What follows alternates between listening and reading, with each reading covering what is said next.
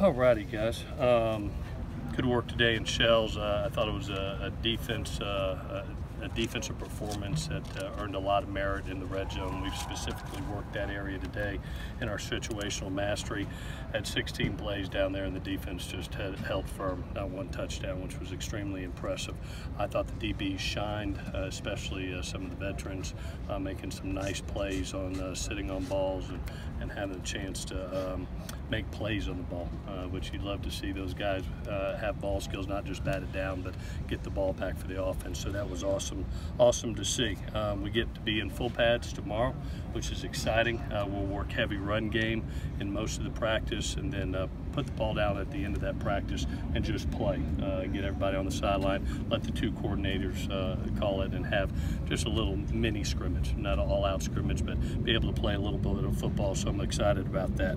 Guys that got pulled today, Chuma got pulled early in the practice, just has had some hip soreness, so we pulled him. Jakari also had some hip soreness, and Porter went down with a leg injury that we'll look at tonight and get MRI and figure out what it is.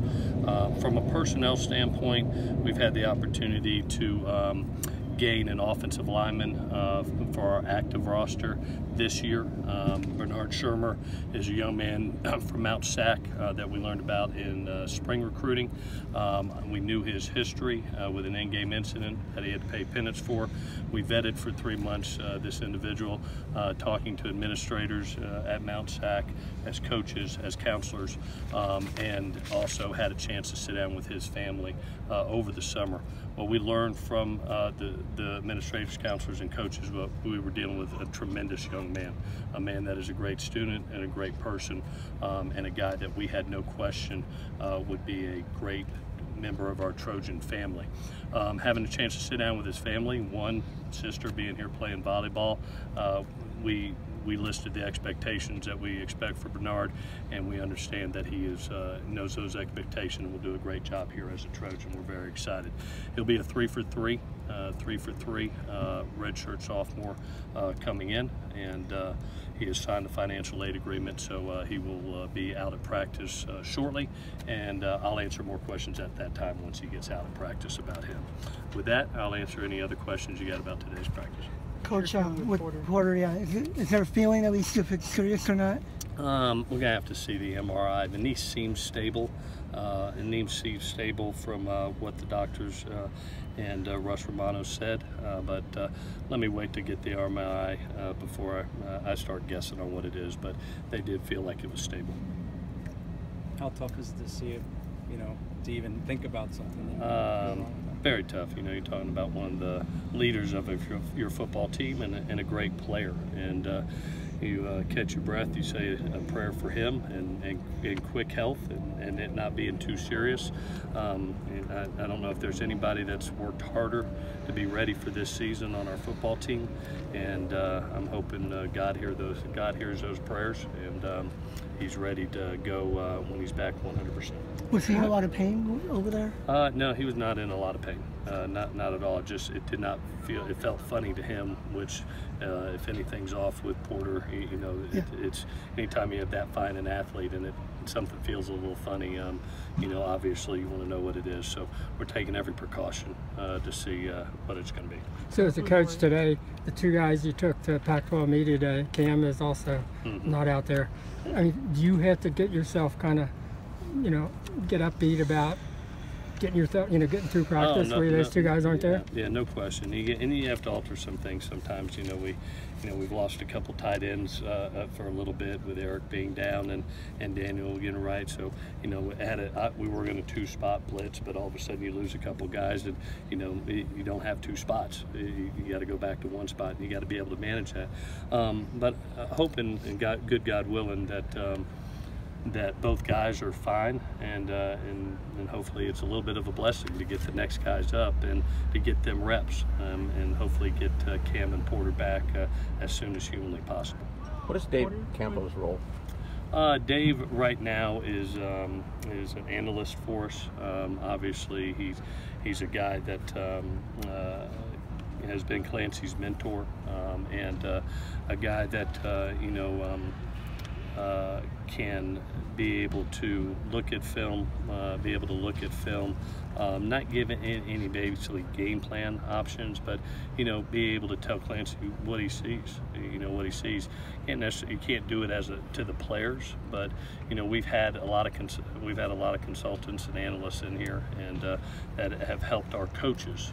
Just as an extra set of eyes, and to have Dave here, who's not only one of the great coaches in our profession, but one of the better DB coaches in our profession in the history of the game. So gives us the opportunity to garner a guy that Clancy trusts, and be able to watch tape and provide opinion to Clancy. You mentioned his quarter's leg, or was it his knee? Yeah, it felt like his knee to him, and everything was stable, but just didn't feel right, and we were just being extremely precautionary. Just wanted to make sure everything was right.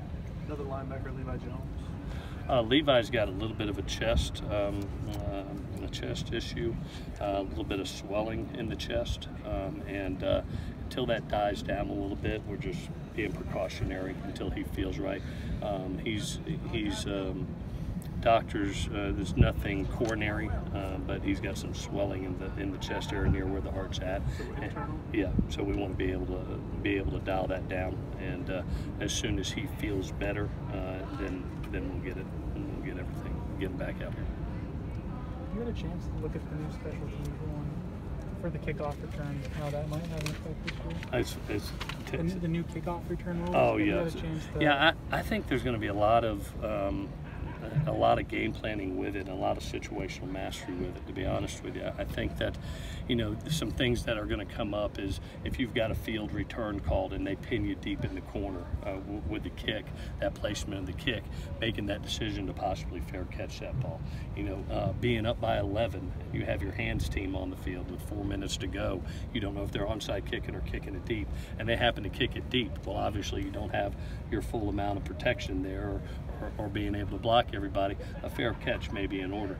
The one thing that does come into play with it is the ability that if you do muff that fair catch, what it means to you also. The ball's dead spotted right there. So you have to be very clean in catching the ball, but I think there's going to be some decision making, some situational mastery that's going to come into play with it. And obviously it'll take a number of hits away from the game too. I got a feeling some people are going to use it, definitely. What did you think of the rule in general? Obviously, anything that's tried to help the game safety-wise, I think that in my 24 years, I think the most progressive issues that have come out have helped the game. We look at head injuries, and we look at concussions, and I credit NCAA for looking at it, the research that's been done behind it, and to make rules better. Targeting rule has come into play. Now we do baseline testing right when the kids get in. We have concussion protocols. There's science. We use science.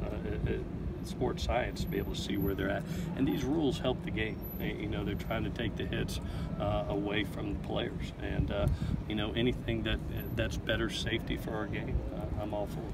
How hard is it to get kind of some offensive flow going with the alternating the three quarterbacks? We're trying to give them 4, 5, 6 reps in a row, Dan, just to be able so they can get in flow. If it was one rep after the other, that's hard on a quarterback, but we're trying to give them almost like series, like mini series. We're not to the point yet where we're ready for 10, 12, 14 play drives. We'll be there soon, but I'm hoping to be able to put the ball down a little bit tomorrow and play and let it flow. We got a scrimmage Saturday to let it flow, but I'm trying to acquire as much evenly reps to be able to make a correct judgment at the end of camp. Over this 25 that you have to work with, do you have to kind of cut from 3 to 2 at some point? Not right now. Not right now. If I think there's a major difference, I would, but right now there isn't. Yeah. Adam, if it got to that point, I would consider it. But right now, they're all about even. They're just learning and making mistakes, and hopefully learning from those mistakes, and hopefully getting better each and every day. I'm looking forward to tomorrow. I'm looking forward to Saturday. Those will be 2 big days for those kids. We've got basically the majority of our install in. Now it's going to see who can take that install and perform.